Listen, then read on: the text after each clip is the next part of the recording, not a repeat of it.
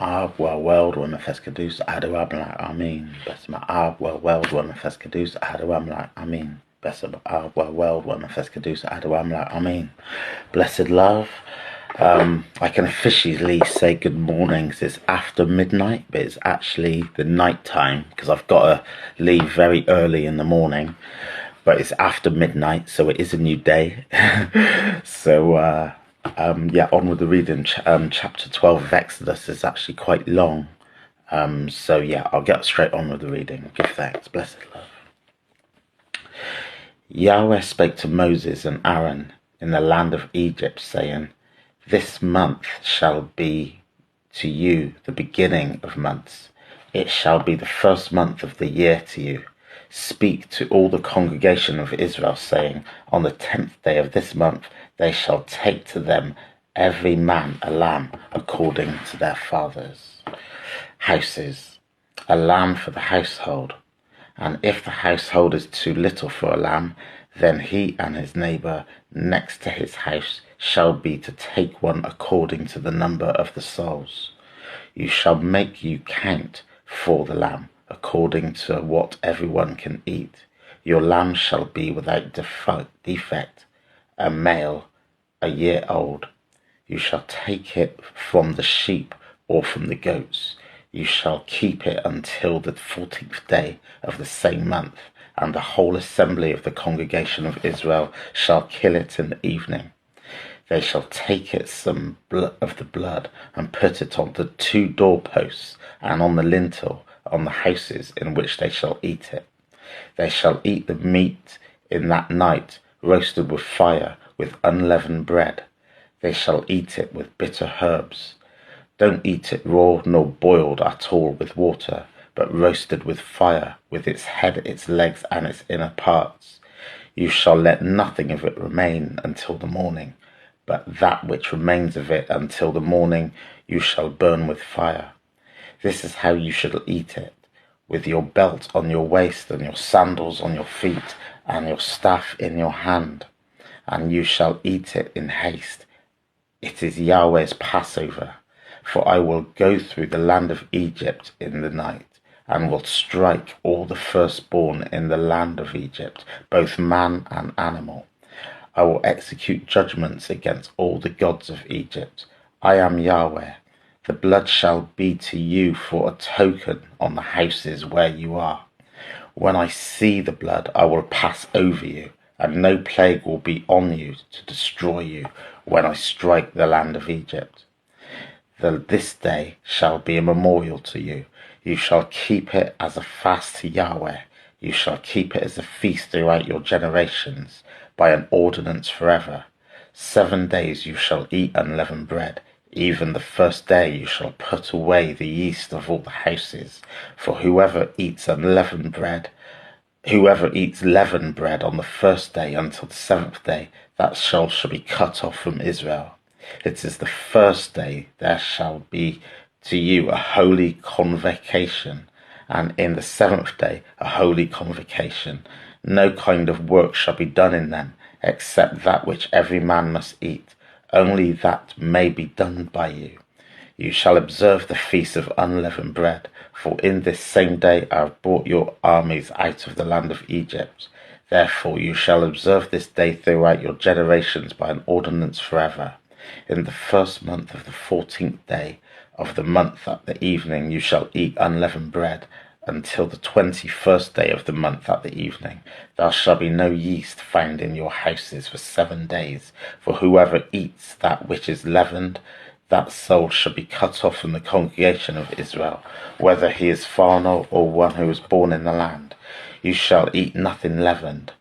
In all your inhabitants you shall eat unleavened bread. Then Moses called for all the elders of Israel and said to them, Draw out and take lambs according to your families and kill the Passover. You shall take a bunch of hyssop and dip it in the blood that it is in the basin, and strike the intel and the 2 doorposts with the lintel and the 2 doorposts with the blood that is in the basin. None of you shall go out of the door of his house until morning.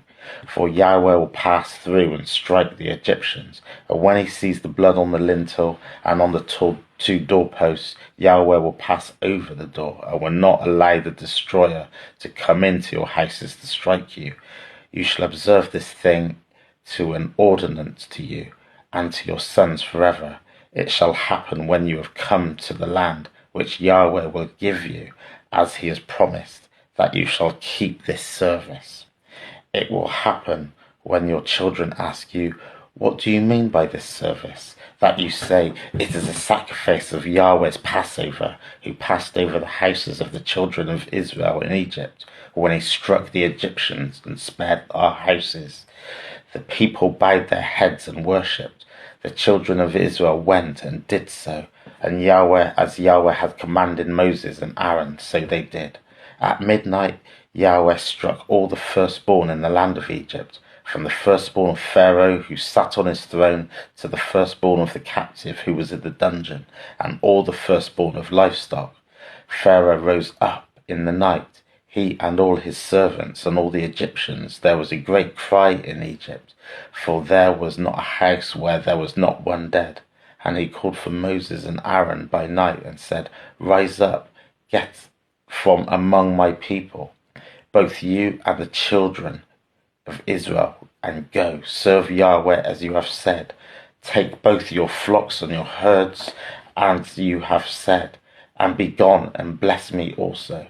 The Egyptians were urgent with the people to send them out of the land in haste, and they said, we are all dead men. The people looked through their dough before it was leavened, their kneading troughs being bound up in their cloths on their shoulders.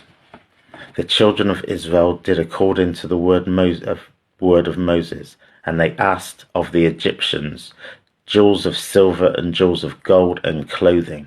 Yahweh gave the people favor in the sight of the Egyptians, so they let them have what they asked. They plundered the Egyptians. The children of Israel traveled from Ramses to Succoth, about 600,000 on foot, who were men, in addition to children and women.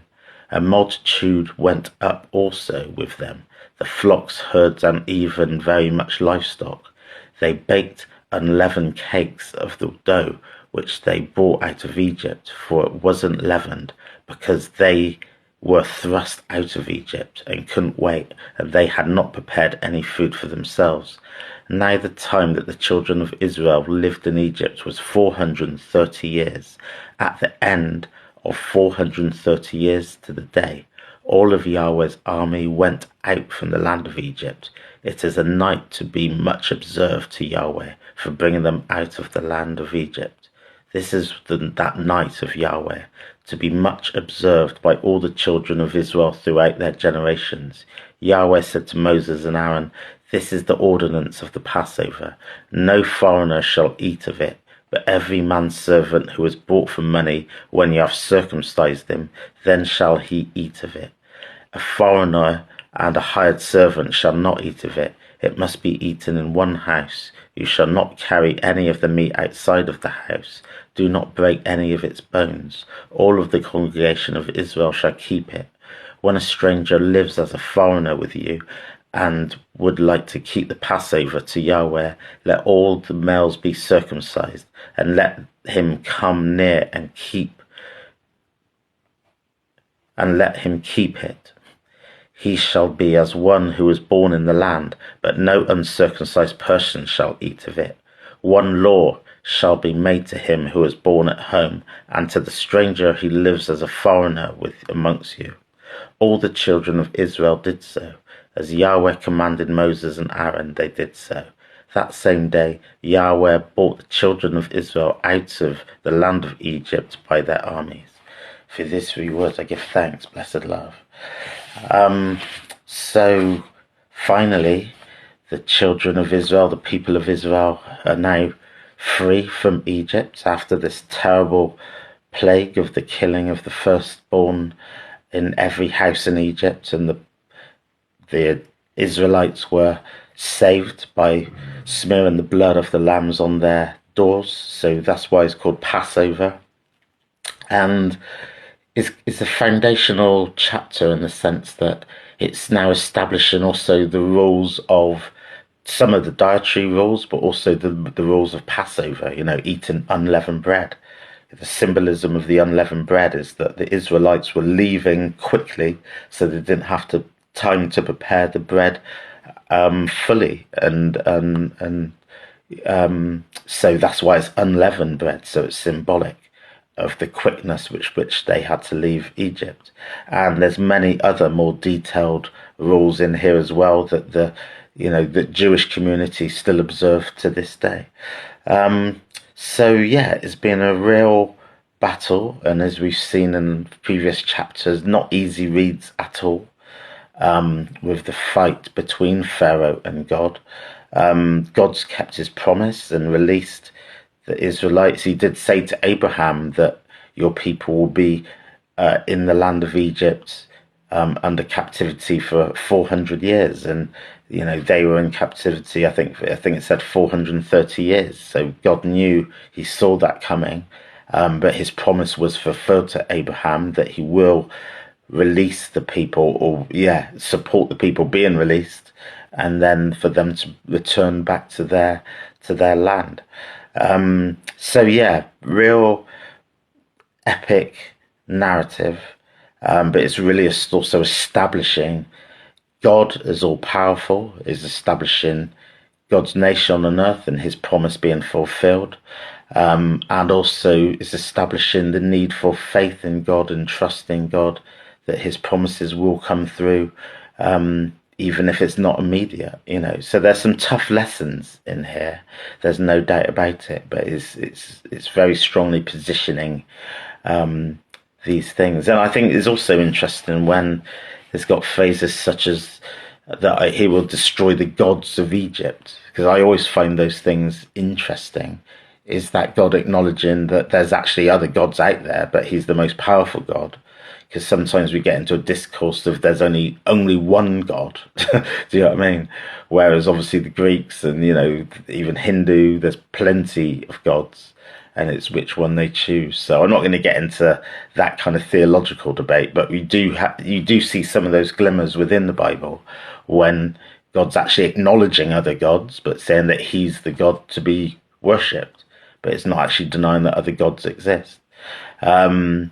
But that's not me saying I do believe other gods exist. But I believe in the one true God, monotheist, but at the same time, these phrases and interpretations are out there, and it's not for me to dictate to any ones and ones how they should interpret, really.